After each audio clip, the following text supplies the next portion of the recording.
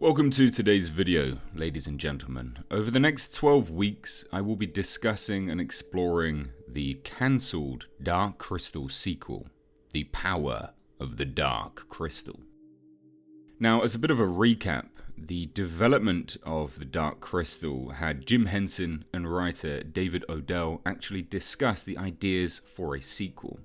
Now, 25 years later, Odell and his wife, Annette Duffy, would piece together the discussions into a draft script for The Power of the Dark Crystal. Now, what I will be exploring is the complete story, which then came from this draft script into comic book form. This is a sequel which never came to be. Sadly, it entered into development hell, it featured massive budgetary problems, and would just eventually never get made. However, the unproduced screenplay was adapted into a 12-issue comic book series dubbed The Power of the Dark Crystal, and it was from Aughra Comics and Boom Studios, released in 2017. So what I thought I would do, since I loved The Age of Resistance so much, and that we are getting a sequel to that, I thought I would bring you The Power of the Dark Crystal in this 12-week series. So sit back and enjoy part 1. In another world, another time, beyond the Age of Wonder, 100 years ago, the land was barren and blighted. Until the cracked crystal was healed. 100 years ago, a single piece of it, a shard of the crystal, was returned. And here, in the castle of the crystal, after an eon of darkness, 2 bright souls restored the world. These are, of course, the events of the Dark Crystal, and as we look over the world of Thra, we can see how lush and beautiful the land has become. 100 years ago, the crystal was healed, and in its light, a lost race was reborn. This people, this race, is, of course, the Gelfling. A proud people with their quick minds, their quick lives, devotedly worshipping the source of their wonder. And today, the devotees gather as they gather every day in the sacred chamber where the crystal rests upon an altar of offerings. 100 years ago, this was a place of horror, where the cracked stone seeped its evil upon a shaft of fire and air. A place where the Skeksis ruled. The Skeksis with their hard and twisted bodies, their harsh and twisted wills. As they ravaged their land, so they stole new life from its people. But now, the Skeksis are gone. And 100 years ago, the crystal was healed, and now the tribes of this land, the land of Thra, rule in its name, forever striving to maintain its light, its purity, its balance. Determined at all costs to avoid the return of the Skeksis and the source of their evil. Now from here we go to Aughra. She is older than time, alone, the last of her kind. Hers are the unknown ways of the stars and their secrets. Once all the world came to seek her wisdom and her words, but now no visitors come. Aughra is alone, she is forgotten. But today, the ritual gives no comfort. Something is coming, she says, for today the stars share a new secret. And what Aughra has borne witness to is a fireball coming from the stars. It tore through the forest, and it lands on the living bridge, which connects the crystal castle to the rest of Thra. Look, pauses at the living bridge. What is it? It almost looks like a person. You, acolyte, inform the crystalline eminence quickly. It's slowing down. Halt, state your business, the Gelflings say to one another. Stand aside, the fireball says. I've come to speak to... And all we get is a scream, as the fireball sadly has burnt through the living bridge, which is made of wood, and it falls down into what was the moat. Eminence, eminence, there's a quiet.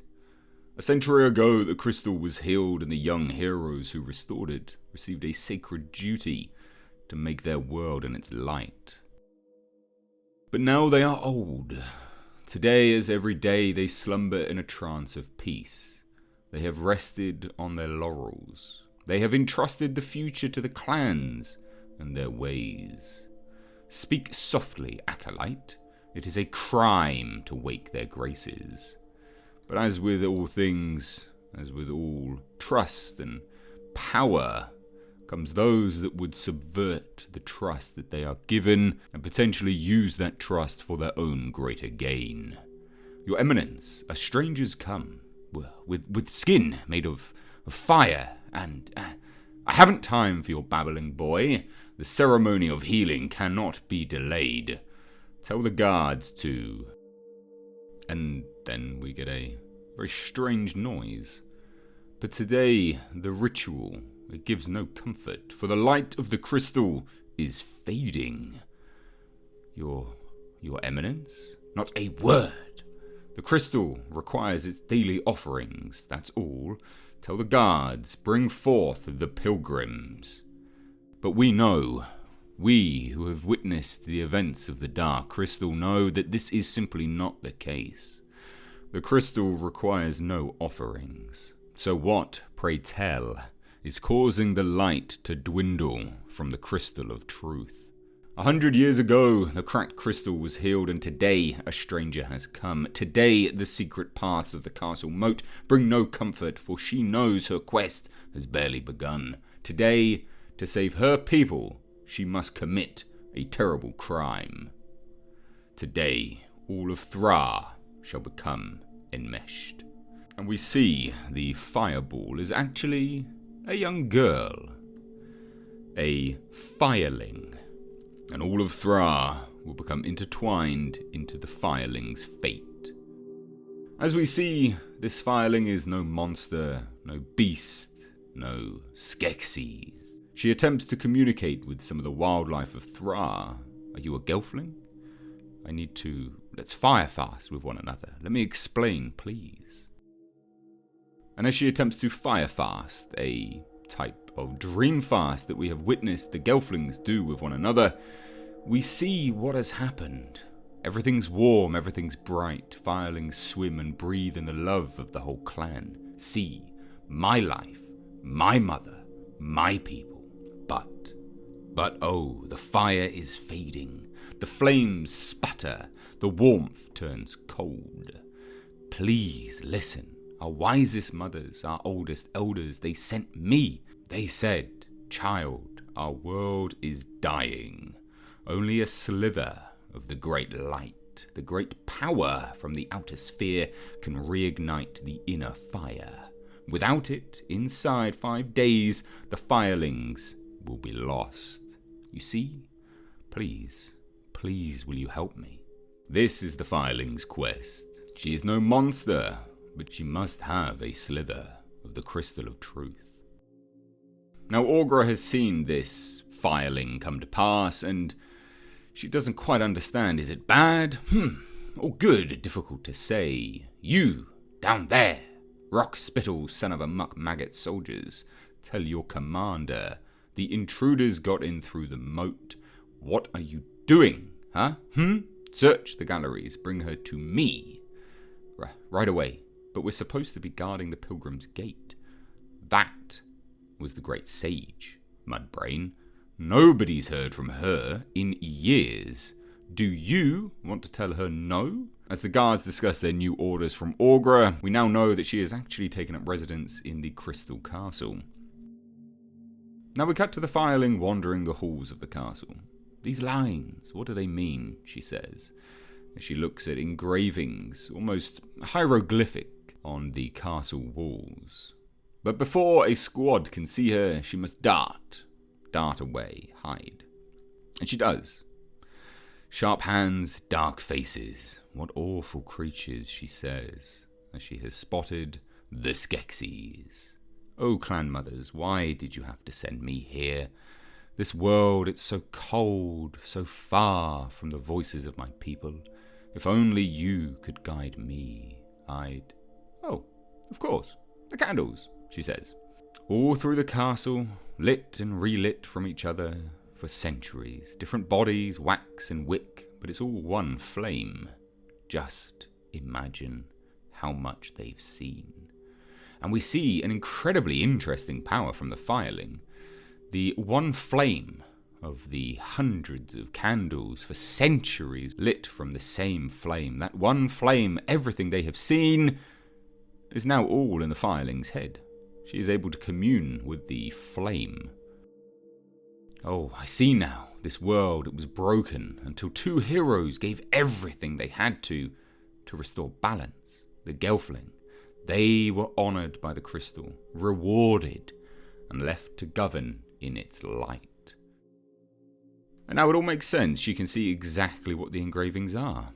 But that means that those horrid soldiers, they are the Gelfling. They're the ones I came to find. And this symbol, this shard of the crystal, only a slither of the great light, the great power from the outer sphere can reignite the inner fire. She gets a flashback to what her elders told her. She needs a shard of the crystal. Lord Commander, over there, the intruder. No, stay back! We see another incredible power from the fireling. Just a burst of flame. But she harms no one, but does leave a scorch mark. Sir, fetch water. And from here we can see what the world of Thra has become. Certainly not what the Crystal of Truth intended. The living bridge is filled with pilgrims, waiting, just standing there with offerings. The finest thread fruit from the spinner farms. Will the crystal restore my hair, do you suppose? Pass, the light heals all. This is not what should be. This is not what peace is. This is not what the Crystal of Truth intended. And we see two lone podlings. Please, it's the little one. She's dying. We need to take her to the crystal. But the crops failed and we have no offerings. Podlings, always looking for sympathy. No offering, no entry. Is this what Gelflings have become? Wait here, please, take this. And we see a Gelfling approach the podlings. But Gelfling, that's your birthstone. We can't take that. The child needs an offering. Please.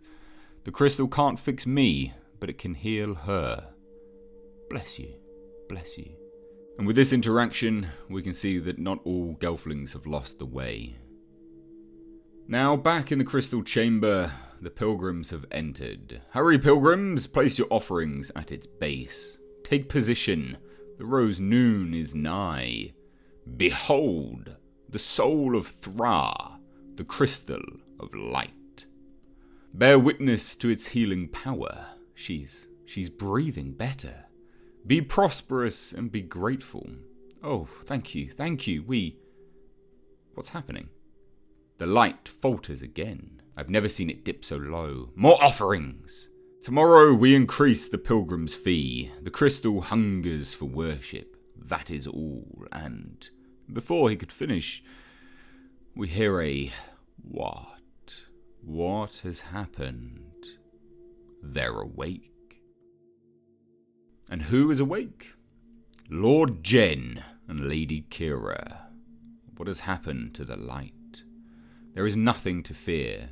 A cloud crossed the sun and interrupted the light. It is restored already, you see. All is under control. I remain fully in charge. Make way for the fugitive. And again, before we cut to the fugitive, with this interaction you can start to see why the crystal of light is faltering.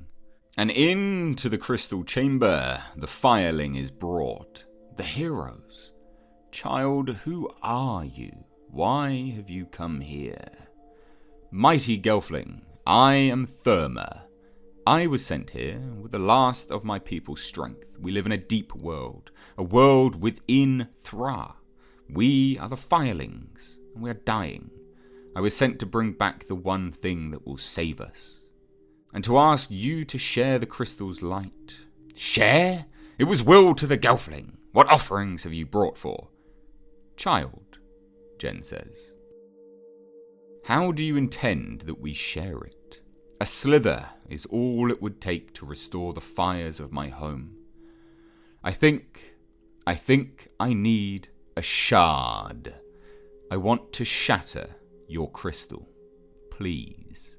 And these are words that the Gelfling would surely fear, for when last the crystal was shattered, the Skeksis ruled. And to be continued for next week. If you enjoyed this, please do leave it a like and please do share it. Like I said, I will be continuing this on a weekly basis, so please do stay tuned. And when it's all continued and finished and all of that, I will put it as one big playlist. But anyway, I hope you did enjoy it. These are always such fun for me to do. I really do enjoy doing these kind of dramatizations of complete read-throughs. So anyway, thank you so much for watching. I've been Mr. Age. Take care.